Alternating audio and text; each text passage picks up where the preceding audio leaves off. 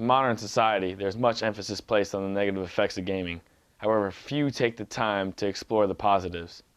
We will investigate both the pros and cons of gaming. Some of the positive effects of video games games can also give them practice in following directions as well as reading. Some games provide practice in problem solving and logic skills, as well as practice in the fine motor and spatial skills.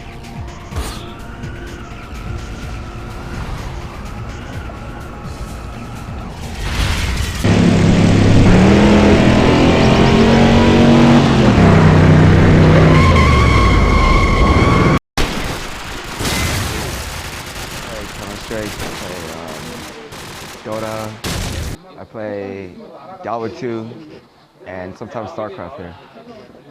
Like my grade right now is like on a C, like C+ level. I mean, I'm working on it, yo. Straight. Pros, for real, like, yeah, it keeps you out of trouble because it keeps you at home. And cons, sometimes you play too much, and then you don't do other stuff.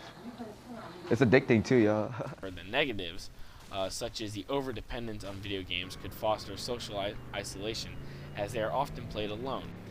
Also, the practicing of violent acts may contribute to more aggressive behavior than passive television watching. Studies do find a relationship between violent television watching and behavior.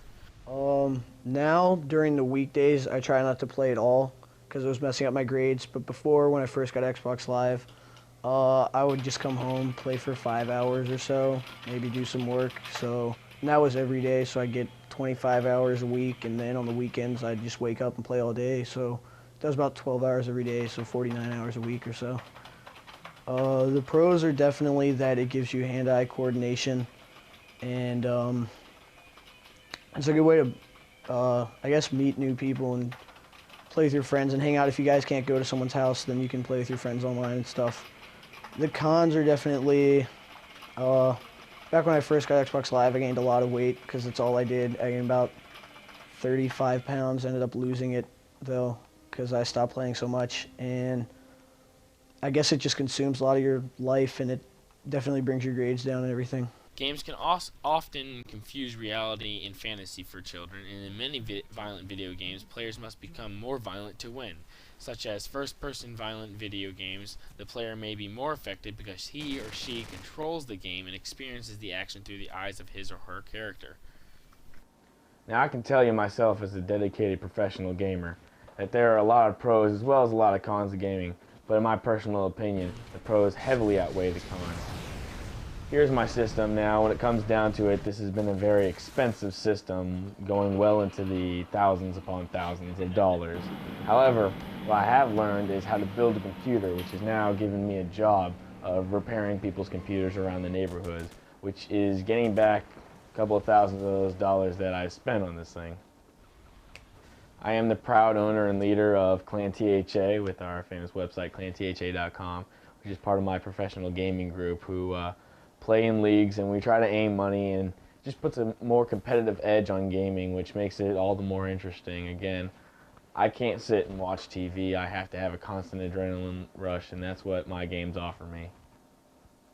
A recent study at the University of Rochester showed that people who started out as non-gamers and then received 30 hours of first-person shooter training showed a substantial increase in their ability to see objects accurately in a cluttered space, compared to non-gamers given the same exact test. Another study done at the Indiana University School of Medicine said that brain scans of kids who played violent video games showed an increase in emotional arousal and a corresponding decrease of activity in brain areas involved in self-control, inhibition, and attention. There have been several recent deaths due to video games, such as Andrei Smirnov, age of 10, who jumped from the 19th floor of his apartment in Moscow after his parents decided to ban him from playing video games on his PC for bad conduct and poor school performance.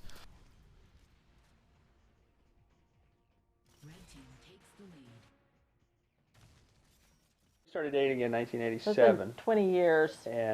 And as far back as we've been together, we have a history of video games.